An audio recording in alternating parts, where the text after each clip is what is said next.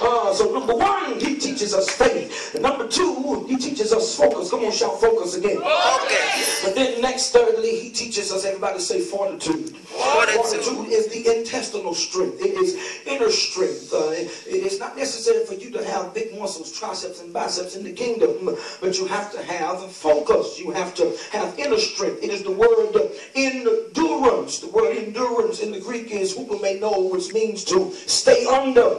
And in this new contemporary church, I'm not as old as this Grace says, but in the new contemporary church, a lot of the songs that we sing have a lot to do with coming out. But in the old church that I grew up in, they would sing songs like Take Me Through. Y'all remember that? Dear Lord, take me through. Then they say, I want to go with you all the way. The old saints they were on to something. They knew that it would be better to go through with God than to come out in the flesh. Y'all want to talk back to me? And so I want you to understand that the development of your strength is not in how you come out. It is in how you go through. You ought not be so quick to come out when you've not spent any time going through. Have anybody going through tonight? But what I want you to learn how to do while you're going through is don't be in such a hurry to get out that you don't learn the lesson of through.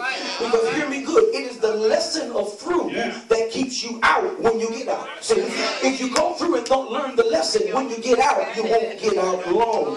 It's like the repeat offender. Every year you're in jail again. Well, you were there for 6 months, but you didn't learn, so now you're back again. Is there anybody in here tonight that wants 2014 to be anything like 13?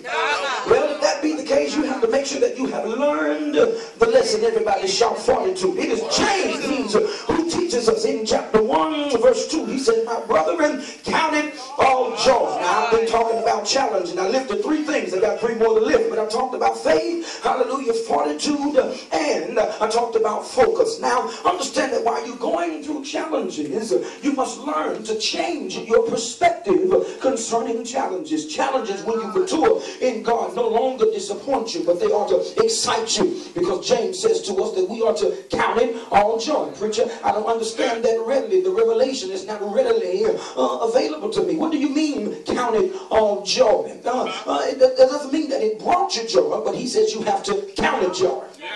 Somebody said, preacher, make that plain. I'm not sure. I can't do what I don't understand. Well, in life, evangelist, there is a category that splits right down the middle of life and how you can categorize things that happen in your life. Things that happen in your life, they're only going to do one of 2 things. They're either going to bring you joy or bring you sorrow. And in many cases in life, the situations and things that we consider and encounter, they seem mostly to bring us sorrow. So when things happen, if this be the dividing line, this be the sorrow side and this be the joy side, well, things are happening, and so it just falls on the sorrow side. But I go to church and you tell me to praise, and something else happened, but it didn't make me smile, so there it is again on the sorrow side. And I went to work and they gave me some news, and I have to categorize that on the sorrow side. But I'm in church on a Thursday night and you say praise and shout and jump. What for? Because tomorrow something else, if I may, will happen, and there it is again on the sorrow side. Yes, I understand you've got more things on the sorrow side than you have on the joy side. That's why you got to read the text. He didn't say that it brought you joy. He just said you have to